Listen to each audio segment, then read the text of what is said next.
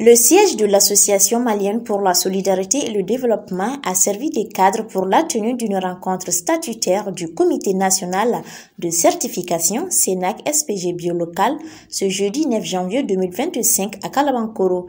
Il s'agissait au cours de cette rencontre de présenter les résultats de validation des fiches d'évaluation des producteurs engagés dans le processus de la certification pour l'obtention des certificats de conformité du label au titre de l'année 2024. La rencontre a vu la participation de plusieurs structures membres du Comité national de certification, les services techniques, les membres de la délégation spéciale du district de Bamako et beaucoup d'autres services. Je félicite ceux qui ont organisé cette rencontre parce que ça rentre dans une sensibilisation, de promouvoir à la santé, parce que tout ce qui est bio, c'est pour notre propre santé. De deux encore, l'autosuffisance alimentaire, ça promouvoir à ça.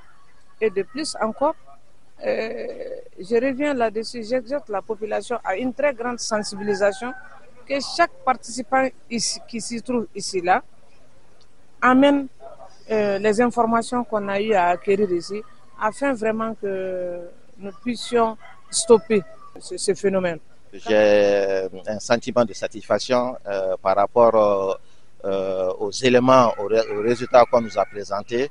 Je tiens d'abord à féliciter l'ONG AMSD, son président et son équipe. D'après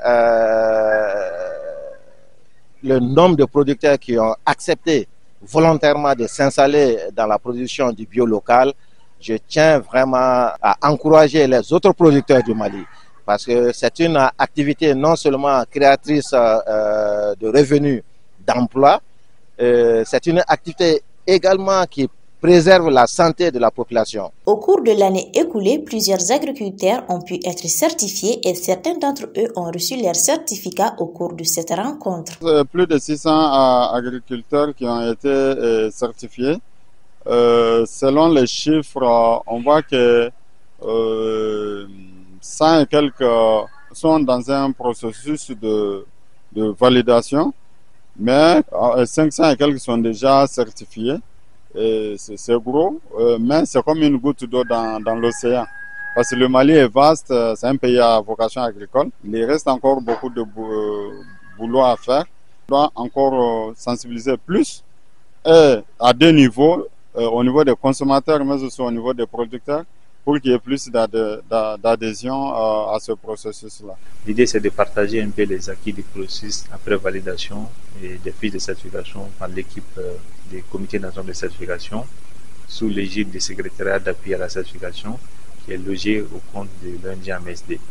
Donc aujourd'hui, ça a permis de valider les 600 producteurs au compte de l'année 2024, mais aussi de donner une tendance globale des nombres de producteurs biologiques sur le compte de 2022 à 2024, qui est aujourd'hui à plus de 1600 producteurs opérant sur 66 zones aujourd'hui, et aussi qui touche à peu près plus de 400 hectares confondus depuis la mise en œuvre du processus de certification d'Ekaï, Kulugoro, Sikasso, Sekou et du district de Bamako.